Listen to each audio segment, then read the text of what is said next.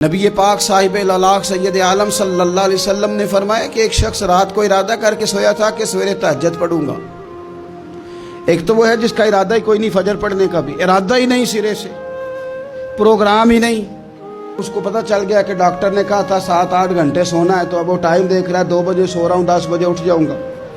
اس کی بیچ میں نیند ہے، صحت ہے، ڈاکٹر کی تنبیہ ہے، پر فجر تو شامل ہی نہیں۔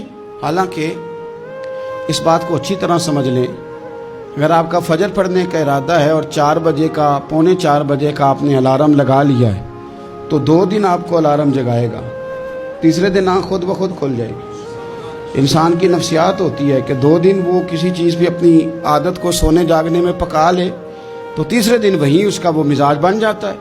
تو اگر نیت ہی نہیں، ارادہ ہی نہیں، پروگرام ہی نہیں، تو کیسے آنکھ کھلے گی؟ بلکہ پھر تو یہ ہوتا ہے کئی دفعہ آنکھ کھل بھی جاتی ہے، بندے اٹھ بھی جاتے ہیں پر اٹھتے ہی نہیں، نماز کا وضو ہی نہیں کرتے، آگے بڑھتے ہی نہیں، ہمت ہی نہیں کرتے۔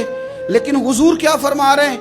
کریم محبوب علیہ السلام فرمانے لگے جس کا تہجد پڑھنے کا ارادہ تھا لیکن نیند غالب آ گئی، اٹھ نہیں سکا۔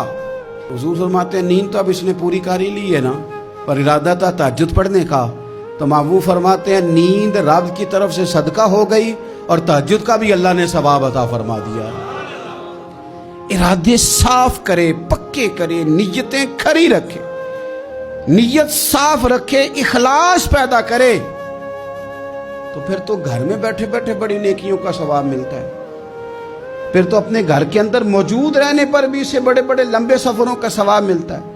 حضرت انس بن مالک رضی اللہ تعالیٰ عنہ فرماتے ہیں ہم تبوک سے واپس آ رہے تھے تو نبی پاک علیہ السلام نے فرمایا ہمارے کچھ بھائی ہیں بھائی جو بیٹھے مدینے میں ہیں، پر ہم نے جو گھاٹی بھی طے کی، جو سفر بھی طے کیا، وہ ہمارے ساتھ ہی تھے۔